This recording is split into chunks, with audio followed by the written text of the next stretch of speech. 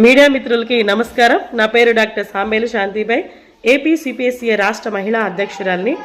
మరి గౌరవనీయులైనటువంటి ముఖ్యమంత్రి వర్యులు శ్రీ నారా చంద్రబాబు నాయుడు గారు అసెంబ్లీ సాక్షిగా ప్రభుత్వ ఉద్యోగులు సిపిఎస్ ఉద్యమంలో పాల్గొనేందుకు గాను అక్రమంగా బనాయించినటువంటి ఆ కేసులన్నింటినీ కూడా ఎత్తివేస్తామని ఆయన చెప్పడం చాలా హర్షించదగినటువంటి విషయం, చాలా ఆనందదాయకం.